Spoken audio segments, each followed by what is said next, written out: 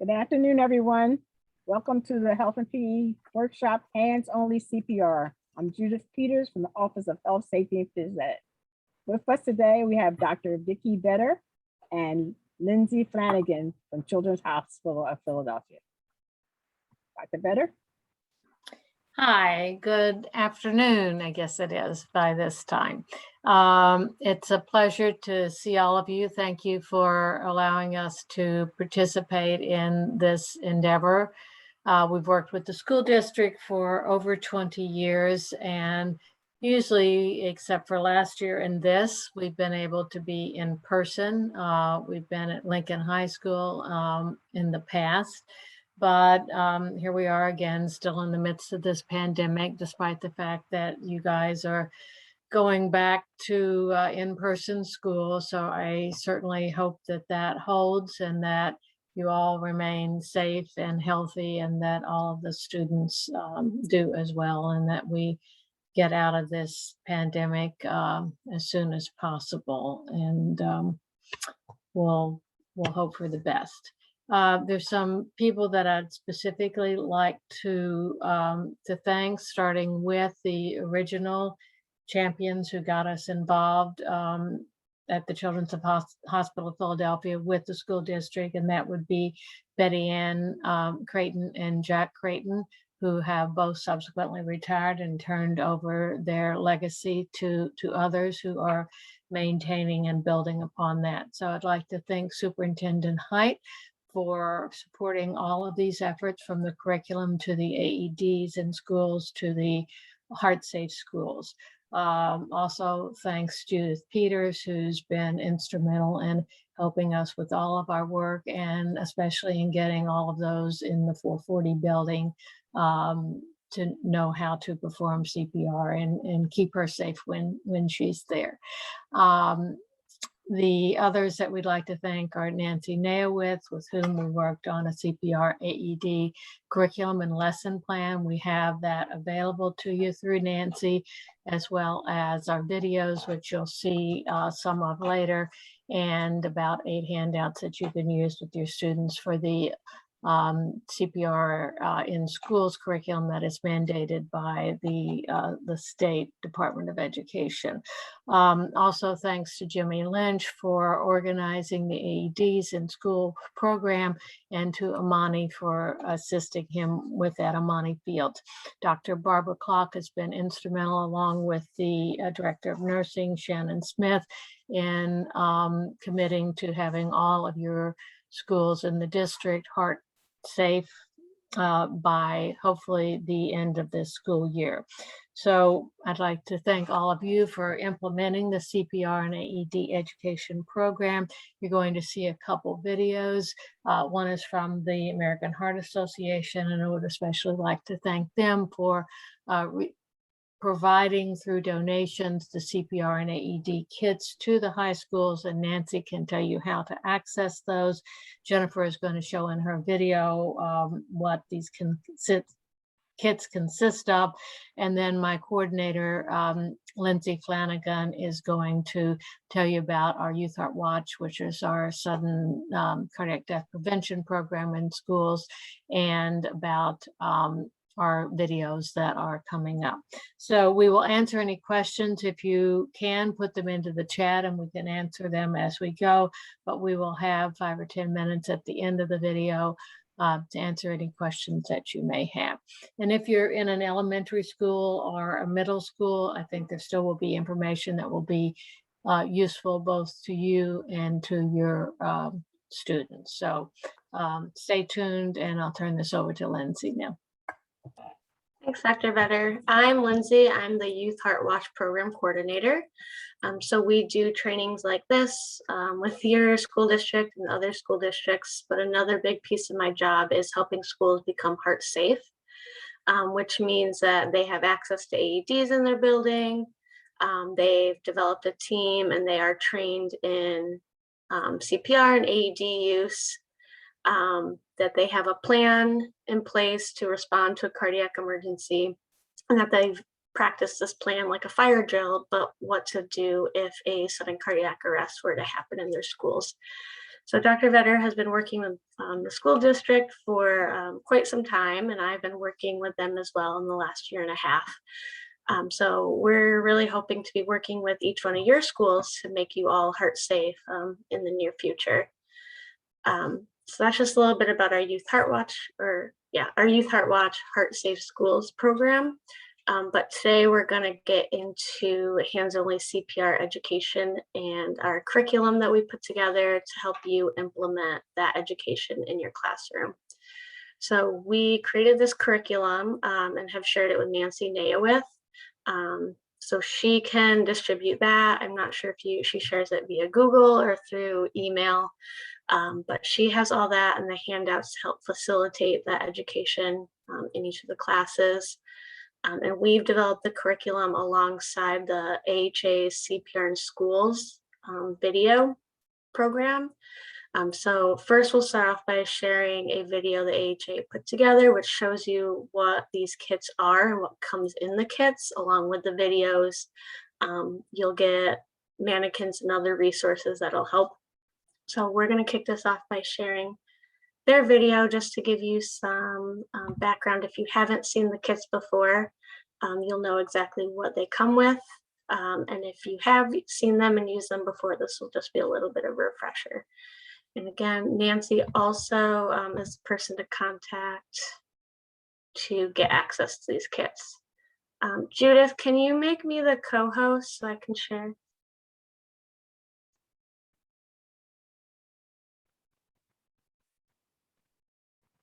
I have you on my screen as the co-host already. Oh, it says host disabled, participant screen sharing.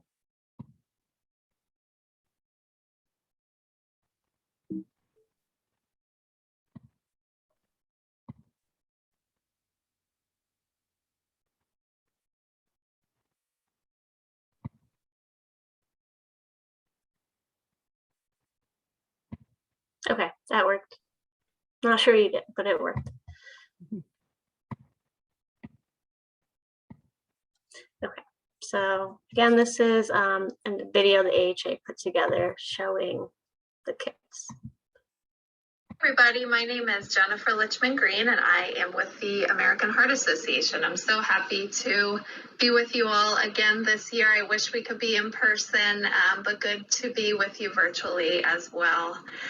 We're so proud to work alongside the School District of Philadelphia to provide hands-only CPR training to students. So I first want to thank Dr. Height, Nancy Nayowith, and Jimmy Lynch, and all of you for your commitment to training your students in this life-saving skill.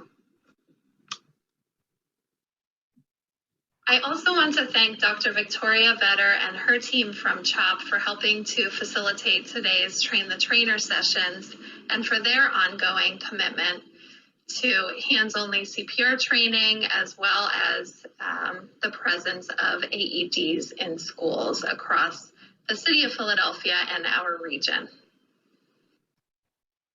Today, I just want to spend a few moments walking you through the materials included in your CPR in Schools kits.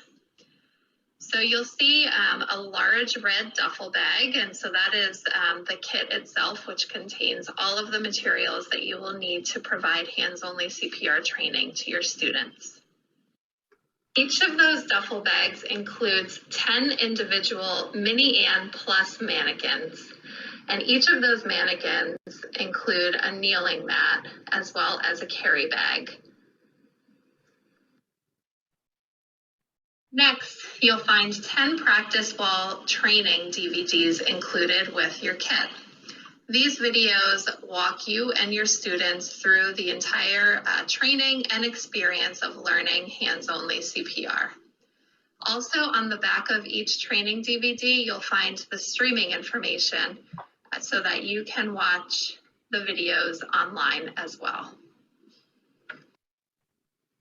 Next, you'll find a hand pump for mannequin inflation. So our Mini-Ann mannequins require air for inflation, and these hand pumps make it super simple and very time effective to inflate them. Next, you'll find 2 mesh collection bags. These bags can be utilized if you will be keeping the mannequins inflated and traveling from classroom to classroom to provide multiple trainings in a row. Next, you'll find 10 replacement faces for your mannequins in case they incur damage over time. Next, you'll find 50 mannequin wipes, which are great to use to sanitize the mannequins in between use. Next, you'll find an AED or automated external defibrillator visual aid.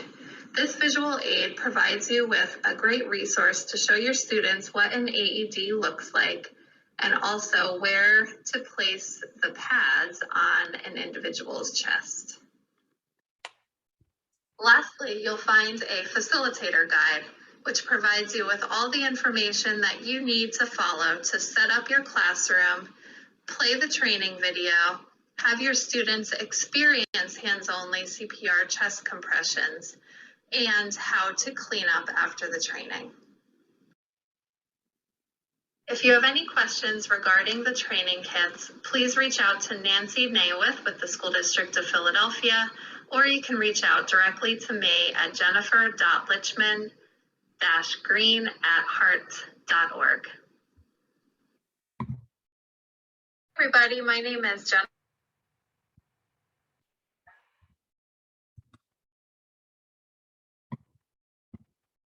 Great, so that was a great introduction to reference the video that Dr. Vetter and I had made. We had made this last year to go along with the curriculum that we put together. So this video will have Dr. Vetter sharing some background on sudden cardiac arrest, and then we'll be showing clips from the CPR in Schools video that you'll have access to. And then myself and my previous coworker kind of interject to discuss the video modules and make sure that you have a clear understanding of the content and how you can discuss these topics in each module within the classrooms. So we'll play this video all the way through to the end. So feel free, it's about half an hour. And then feel free to put any questions you have in the chat. Dr. Vetter might answer them as we go along, but then we should have about 5 to 10 minutes at the end if anyone wants to ask aloud.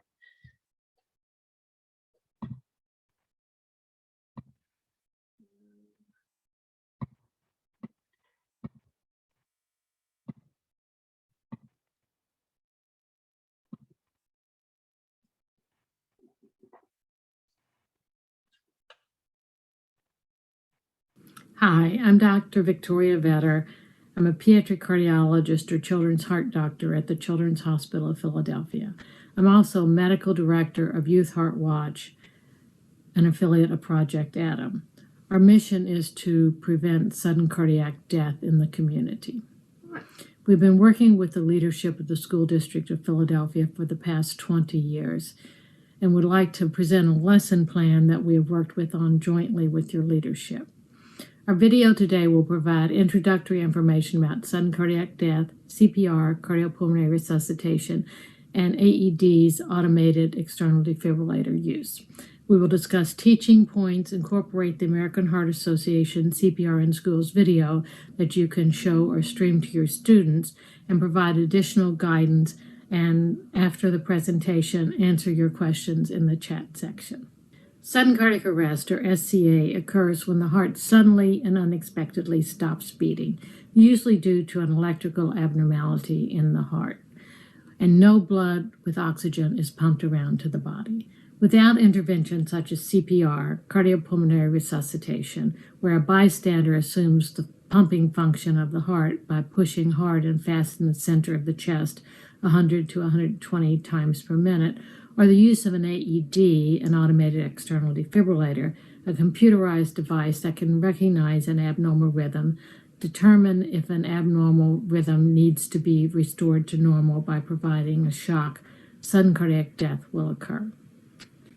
The most common causes of sudden cardiac arrest in adults includes an association with heart failure from a weak heart muscle or from hypertension, or after or during a heart attack, or from a primary electrical abnormality.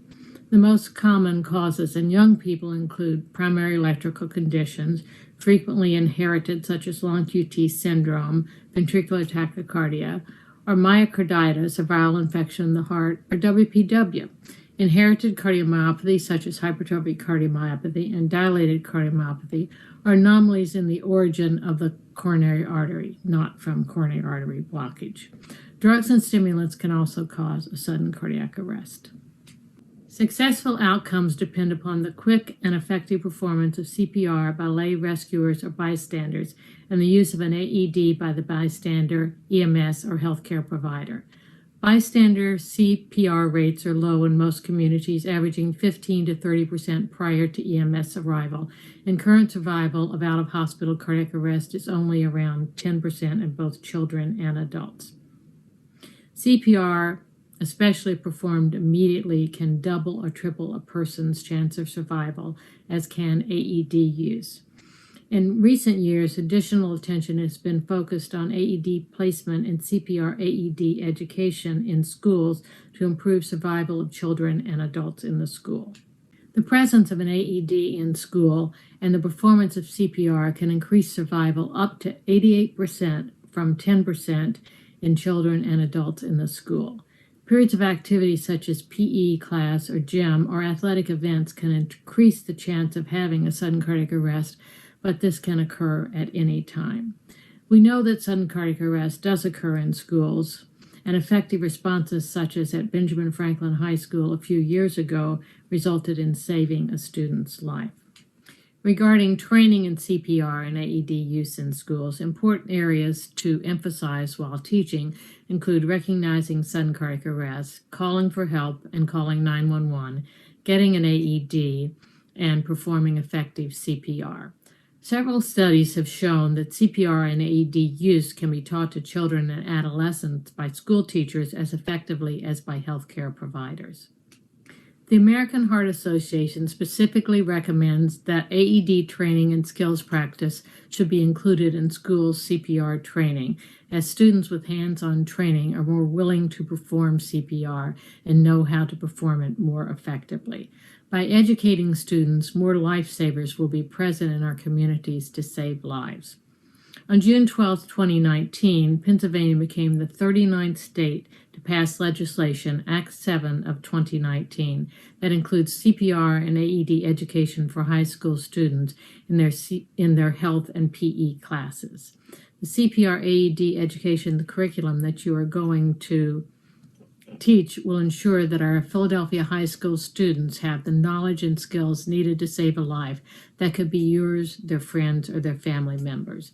This video that you are about to see will take you through the CPR and AED in schools lesson plan that you can adjust to fit your own teaching style. We're using the framework of the American Heart Association CPR in Schools video that you can show or stream to your students.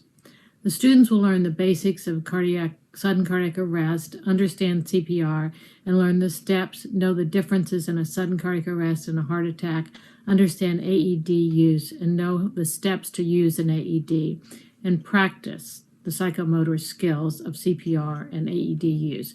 Putting this all together, including practice for a large portion of the class, will help them to become lifesavers of tomorrow. I would now like to introduce our Youth Heart Watch at CHOP coordinators, Richard Keller and Lindsay Flanagan. They will demonstrate the various modules from the lesson plan, especially CPR and AED. Thank you very much for your attention. Thank you, Dr. Vetter. I'm Lindsay Flanagan, the Youth Heart Watch Research Coordinator, here with Rich Keller, the Youth Heart Watch Program Coordinator. Today you will learn or receive a refresher on how to perform CPR and use an AED. We're going to be using the American Heart Association's CPR in Schools training video to show you CPR and AED skills. We will skip some videos or shorten others to make sure we get through our allotted time today. But we will be teaching you the most important skills that you will need to save a life. For those teachers who will be teaching CPR in the classroom, You will have all the videos available and should play the modules listed on the provided lesson plan in their entirety. We're going to start today's video at Module 2 and discuss the differences between heart attacks and cardiac arrest and the steps leading up to CPR.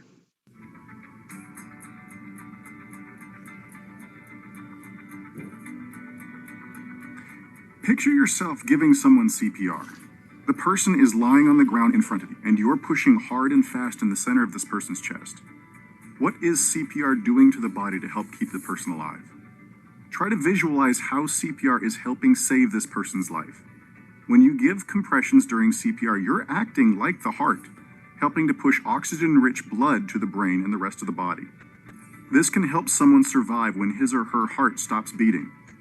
You've probably heard the terms heart attack and cardiac arrest before. You might think a heart attack and cardiac arrest are the same thing, but they are not. There are some very important differences. The major difference between the two is that during a heart attack, the heart is still beating and pumping blood, and the person is still alive. During cardiac arrest, the heart has stopped beating and the person doesn't respond and isn't breathing normally. A heart attack occurs when a clot forms in a blood vessel carrying oxygen-rich blood to the heart muscle. When the heart doesn't get enough oxygen from the blood, the muscle starts to die. A person having a heart attack needs immediate medical treatment.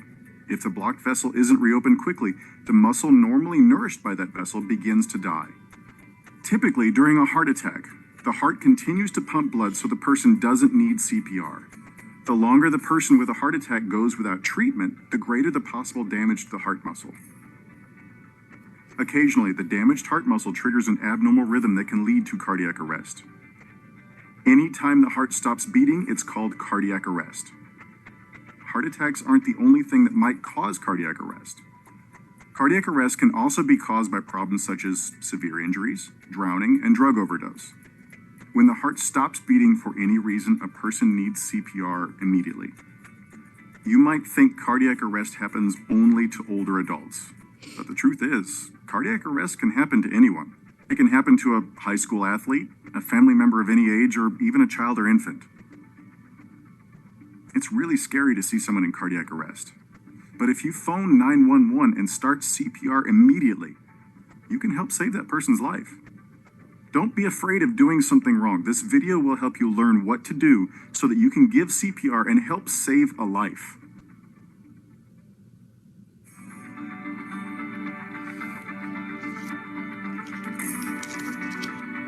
Imagine you're at a school athletic event when you witness a man suddenly collapse in the bleachers next to you.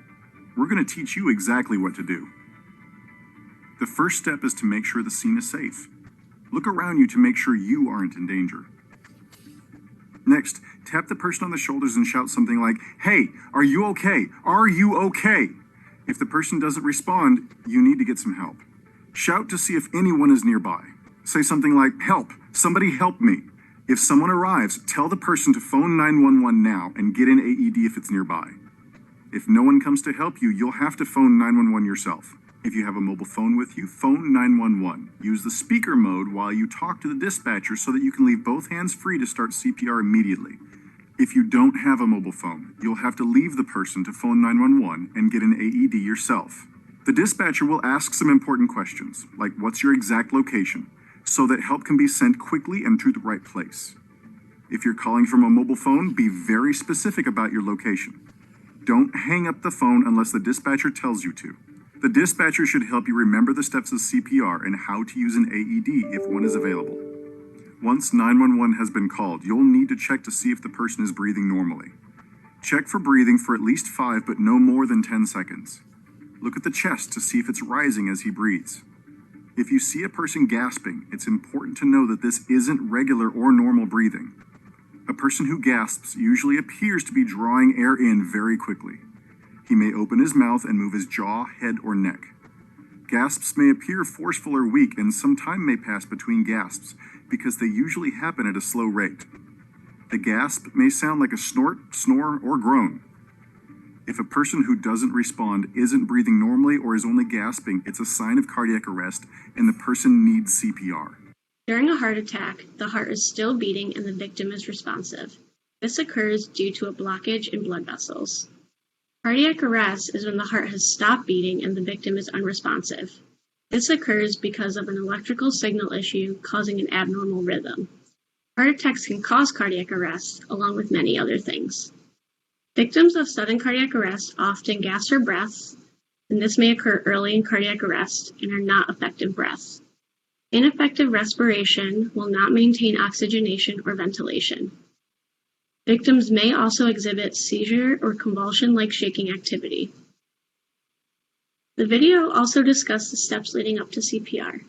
They are: make sure the scene is safe, make sure the victim is really unresponsive by tapping or shouting, yell for help, call 911 whether it is you or a bystander, and get an AED if available, and check for breathing. Before we move on to showing the steps of CPR, I want to discuss the chain of survival. The chain of survival refers to a series of events that may occur in rapid succession to maximize the chances of survival. The first step is recognize a sudden cardiac arrest. Second step, call 911. Then start CPR.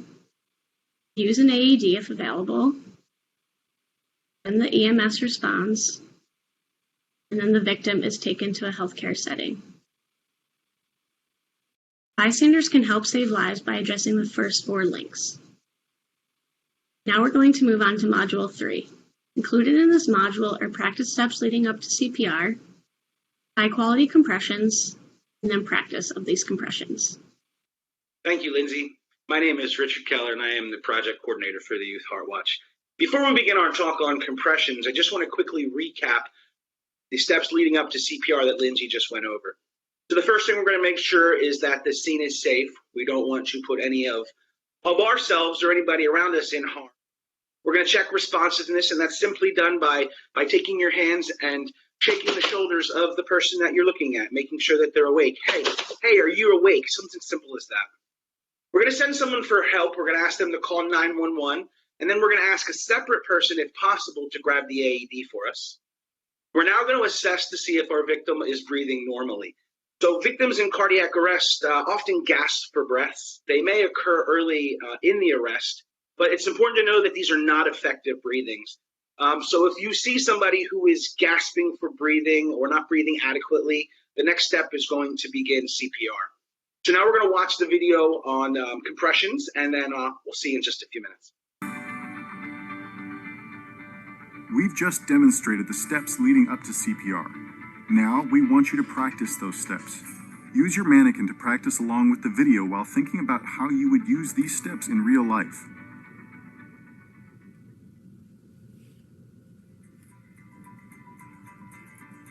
You have just found Minnie Ann lying on the ground.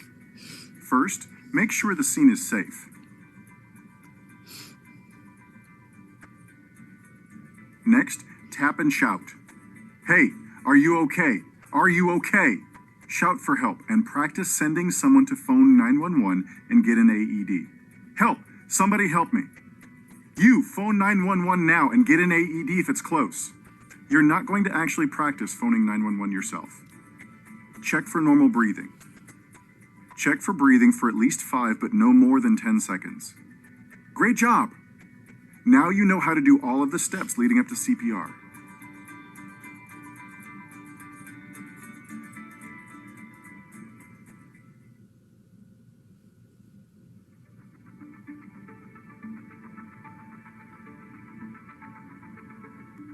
In your lifetime, you may have to perform compressions on a real person by acting like the heart and helping to push oxygen-rich blood to the brain and the rest of the body. Your quick and confident action can help someone survive when his or her heart stops beating. We're going to teach you how to give high-quality compressions. Watch first, then you'll get a chance to practice. Before giving compressions, make sure the person is lying on a firm, flat surface like the floor. To give compressions, kneel beside the person's chest. Move the person's shirt out of the way so that you can see where to put your hands. Put the heel of one hand in the center of the chest, on top of the breastbone, and put your other hand on top of the first. Keep your hands in the center of the chest and push hard, straight down.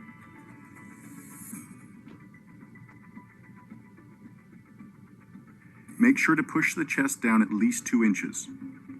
Push fast at a rate of 100 to 120 compressions per minute. Let the chest come back up completely after every compression. If you bend at the waist and keep your arms straight, you can use the weight of your upper body to compress deeply. Keep giving compressions until the AED arrives, medical help takes over, you physically can't continue, or the person starts to respond.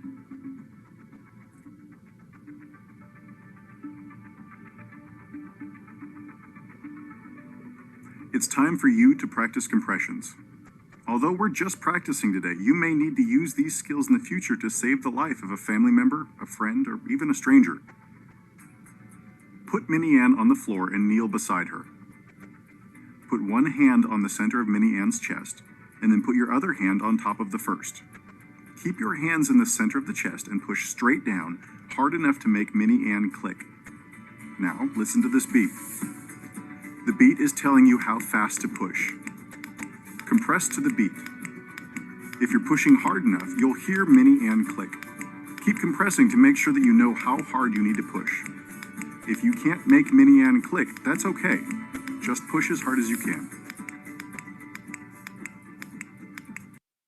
All right, so before we get into the actual compressions, I just want to stress a point that you can talk to the students with and asking them, what are we doing when we are actually compressing?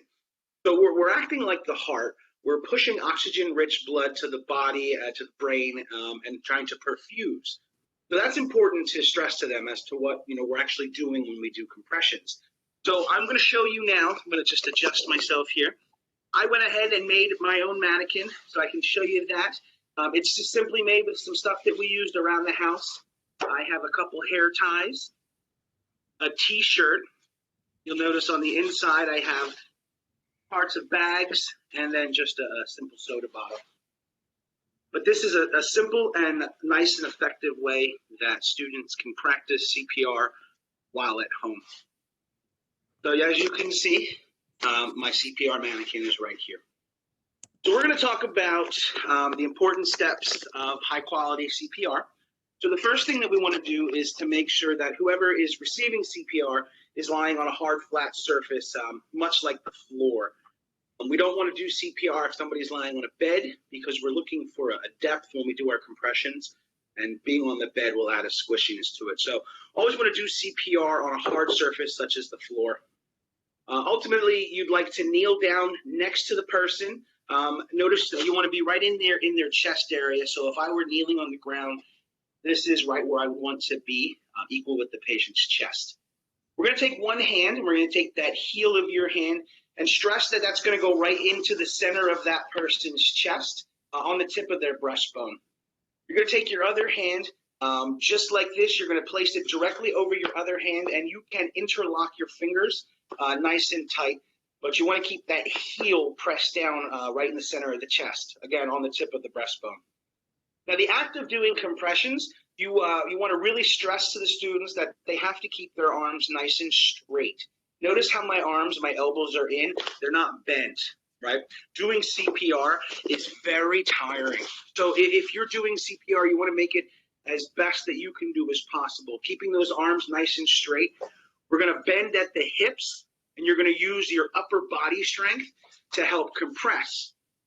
So again, nice straight arms. Use that upper body weight, and then compress straight down.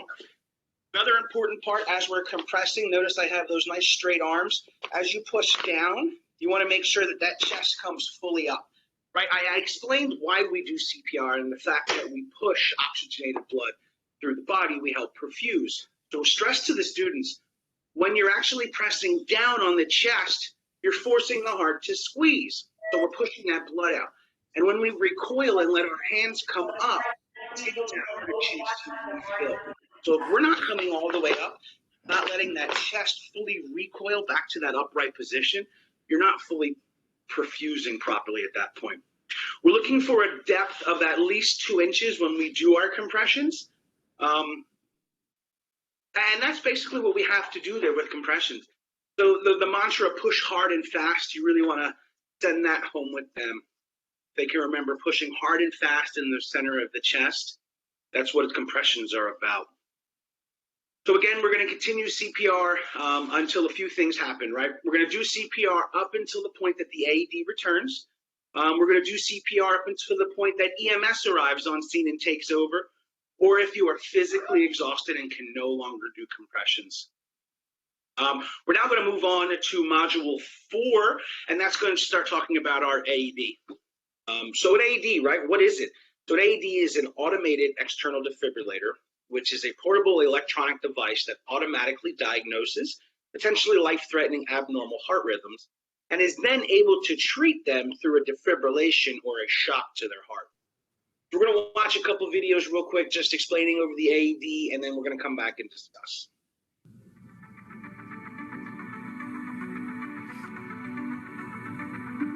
Giving CPR right away increases the chance that a person will survive a cardiac arrest.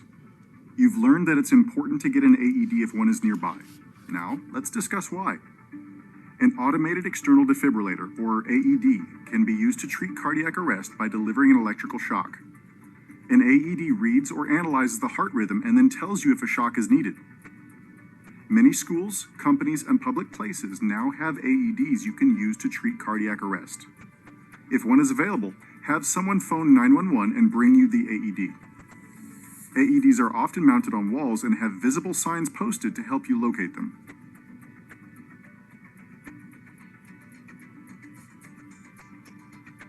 We're going to teach you how easy it is to use one. Using an AED is safe. It can't shock someone unless he or she really does need it. You only need to remember to turn it on and follow the prompts. Once you turn it on, the AED will tell you everything you need to do. Some AEDs will turn on automatically when you lift the lid. Others will require you to push the on button. After that, just follow the prompts you see and hear. Attach pads to victim's bare chest. Some AEDs have both adult and child pads. For children 8 years of age or older, use the adult pads. Plug in pads connector. Analyzing heart rhythm. Pause to let the AED analyze. Loudly state clear to make sure no one is touching the person. Shock needed. Loudly state clear to make sure no one is touching the person. Then, press the button to deliver a shock. Shock delivered. If an AED is available, use it. It's safe and easy, and it can increase the chance of survival for a person who is in cardiac arrest. If you send someone to get an AED, ask the person to use it immediately while you continue giving compressions. Tell the person to turn it on and follow the prompts.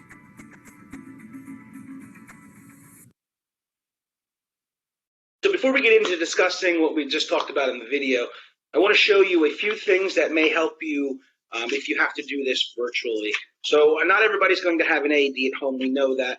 So you will have some papers that you can give your students. This is simply a printout of what an AED looks like. Here is some pads here as well. If somebody does not have a printer, they are able to become an artist and simply just have a sheet of paper and they can draw it.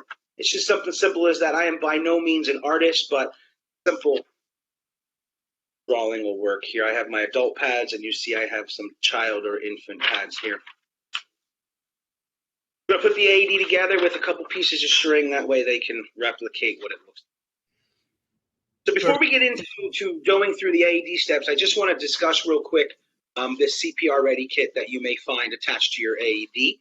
So in here, what you may find is there's a pocket mask in here if you are delivering breaths.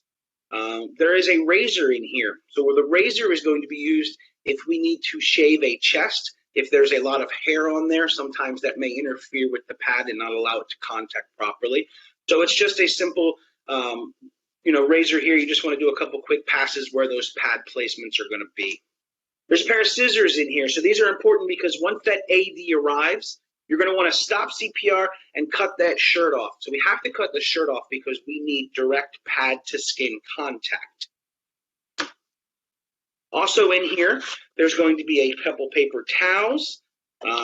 There is a set of gloves in here as well. And then this looks like a 4x4. Now that we've discussed our CPR Ready kit, we have the AED. So the first thing you want to do with the AED is to turn the unit on. Some AEDs may have an on button. Others may open simply by lifting the lid. You want to be familiar with the AED that you have at your school. We're going to turn the AED on again, and then the next step is as simple as following the instructions. Every AED is going to walk you through a step-by-step process of what you need to do. We're going to take those scissors, like we said, we're going to open up that person's shirt. We're going to wipe his or her chest dry if they happen to be wet, if there's sweat, if there's some water on them. If the person is wearing any medication patches, with a gloved hand, if you can, you want to remove that patch, wipe the area where that patch was prior to putting that pad on. We're going to then attach the pads. Some units may have the pads plugged into them, similar to mine does. Some AEDs may have you have to plug in a connector. Again, it is super important that you are familiar with the AED that you have at your school. As far as pads, you may find that there's an adult set of pads and that there may be a child set of pads inside your AED. The child pads are designed for any child that's less than 8 years of age. You're going to follow the picture on the pad for the pad placement. You'll notice that on these pediatric child infant pads, they have one pad in the center of the chest, and they have the second pad directly in the center of the back. Okay? The adult pads can be used on anybody that's 8 years of older. Again, you're going to follow the pad placements. Now, you notice that this pad has the placement above the right side of the chest, but below the collarbone and above the nipple line. And then the second pad is going to come down here. I'll stand up. I'm going to go on the side of the chest, again, below that nipple line, right in the center here. So what happens if we open up our AED and there's only adult pads in there, right? The adult pads can be used on the adult victim, the child victim, and the infant victim, okay? These are big pads, so if you have to use the adult pads on, say, a small child, and they look like they're going to touch when you put them into that regular placement of up here and on the side, then you're going to take those pads, you're going to simply flip them like you would for the child and the infant placement, placing one pad in the center of the chest, placing the other pad on the back, okay? So now that the pads are on, the AED probably will tell you to stand clear. So what it's going to do now is it's going to analyze. Most AEDs will analyze automatically for you, but again, in knowing the unit that you have, if you're required to push the analyze button, at this point it will prompt you to do so. Okay? The AED is going to advise everybody to stand clear as it's analyzing that heart rhythm. Make sure it's super important that nobody touches that patient at this time so that the AED doesn't read something that it's not supposed to. If the AED recommends that you deliver a shock to that person, again, making sure that no one, including yourself, is touching that patient, you want to simply state something loudly as clear or stand clear. Take your hands, maybe scan them across that person's chest just to make sure that nobody, again, is touching them. If you are clear, after everybody else is clear, the AED may advise you to hit that shock button. It's a good thing to kind of maybe get a countdown. Hey, I'm going to push this button, 3, 2, 1, shock delivered. As soon as that shock is delivered to that patient, the AED will then prompt you to start CPR again. The other option that you may hear is a no shock advised. And if you do hear that, that simply means that that person is not in a shockable rhythm and that CPR is required. It's simply going to tell you that you're going to start CPR at that point. Okay? We're going to do all of this again until EMS arrives, physically exhausted, or the patient begins to show signs that they are waking up. I'm going to leave you with one question, and that is simply, do you know where your AED is in your school? Here's your chance to practice using the AED simulators.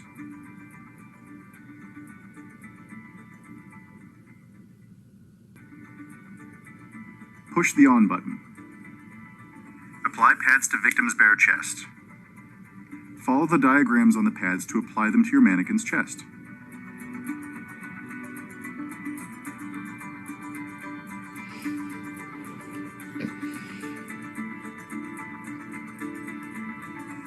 Plug in pads connector. Analyzing heart rhythm. Pause to let the AED analyze. Loudly state clear to make sure no one is touching the person. Shock needed. Loudly state clear to make sure no one is touching the person. Then, press the button to deliver a shock. Shock delivered. Believe it or not, using a real AED is just as easy as using this one. All you have to do is turn it on and follow the prompts. In this course, we learn about using an AED on an adult or child. When using an AED on a child, use the child pads if they're provided, or the child key or switch if the AED has one. If there are no child options, use the adult pads.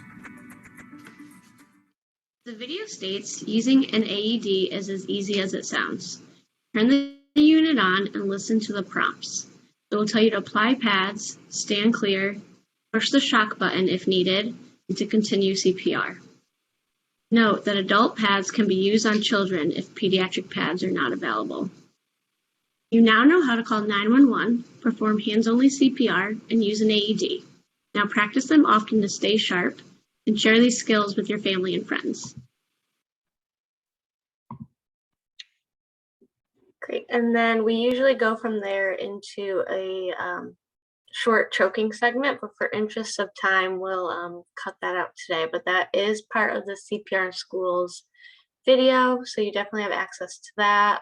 It is on the DVD and on the online streaming. So you have that for yourself and to teach in your classrooms. So we'll open up to any questions. We'll read some from the chat if there are any, or you can also unmute and ask any out loud for Dr. Vetter or I.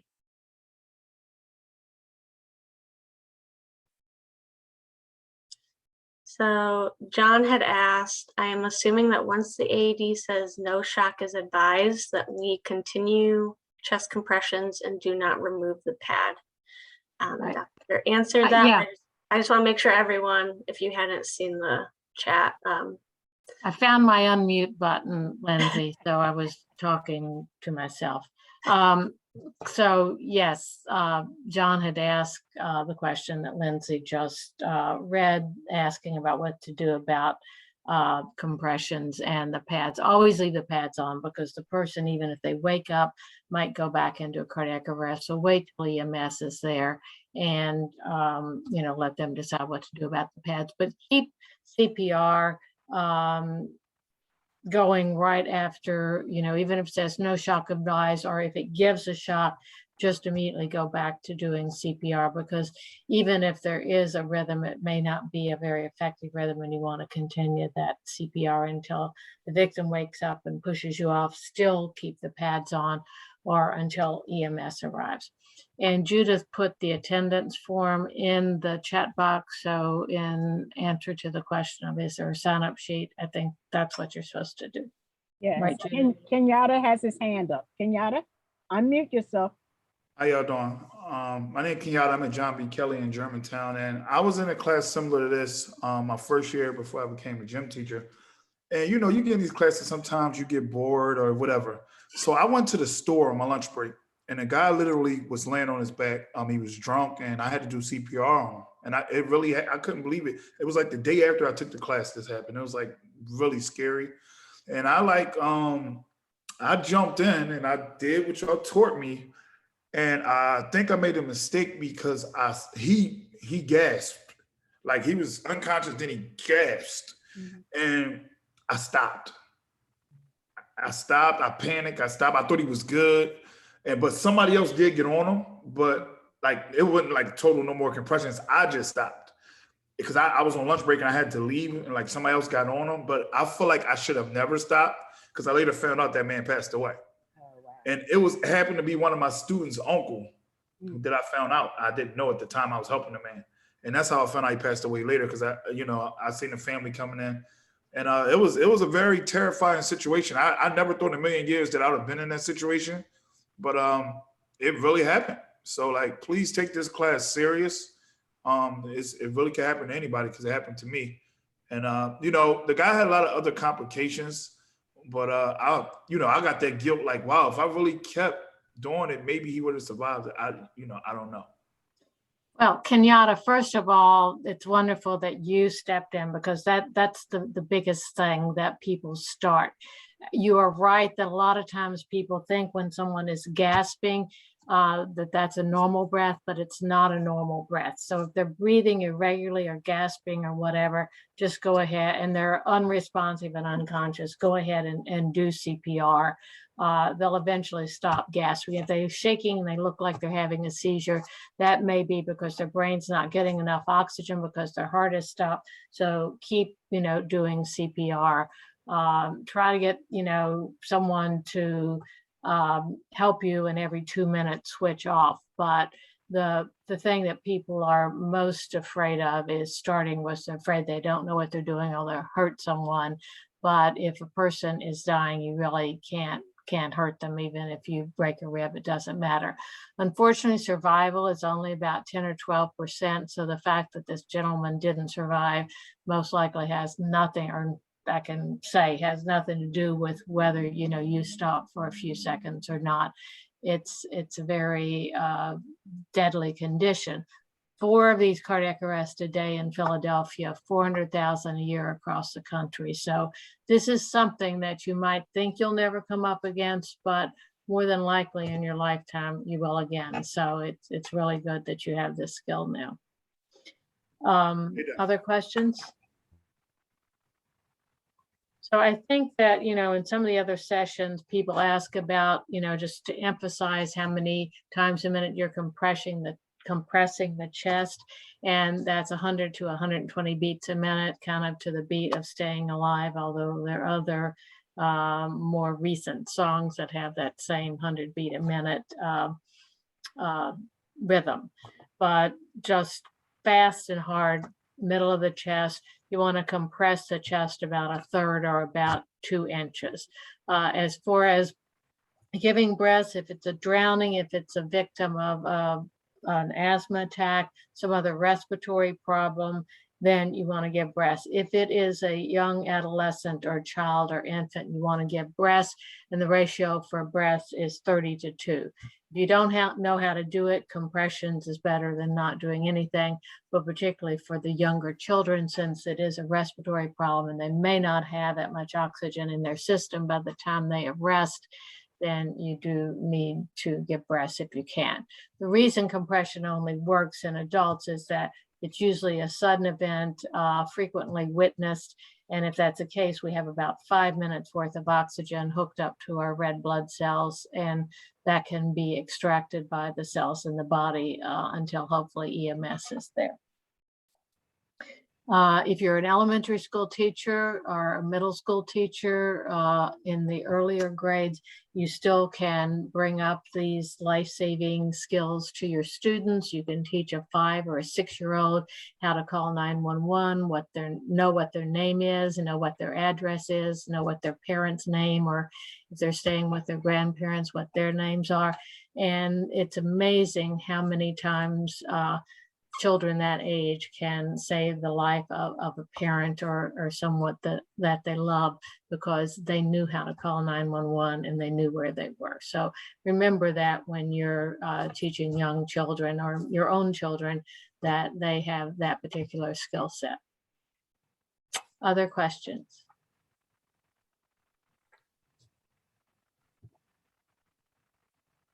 Great. Well, I guess you guys have a few days before the students come back to get ready for an exciting year. I know there's a lot of catch up that your students are going to have. And I think when we'd been out for about 3 months, I did telehealth for about 3 months and came back into the office. Kind of takes you a few days to get back into the swing of things. But I think, teaching and doing, that type of activity is something that comes very naturally to all of you. And you're gonna have a great time this year. Dr. Vedder, what is Project Adam? So Project Adam is a national organization of groups, Youth Heart Watch being one of the affiliates, that work with schools to develop CPR and AED programs and to make the school's heart safe, as Lindsay was saying before. So we were one of the first affiliates that started in Wisconsin. Adam was a 17-year-old basketball player who collapsed during a basketball game. And unfortunately, they didn't have an AED. They didn't have a team who knew what to do. And his friend and family decided that they would form Project Adam, which is automated defibrillators in Adam's memory. And now there have been 300 or 400 kids saved from Project Adam trainings that have gone on around the country. And we're present in 28 states now. So Youth Heart Watch is our affiliate of Project Adam.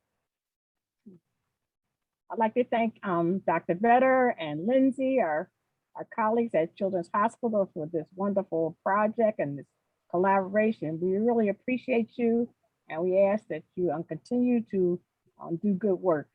We look forward to see you again soon. Well, we love working with you guys. So if we can be of any help, let me know. Lindsay, throw my email and yours into the chat if you would. It's better@chop.edu. But if I can help you guys in any way, just send me an email and I'll get back to you. Thank you very much. Remember, everyone, to do the attendance sheet, and you have to go to the closing.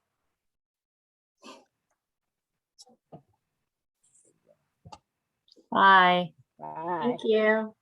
Thank you. Anyone need attendance sheets? I'll put it in again.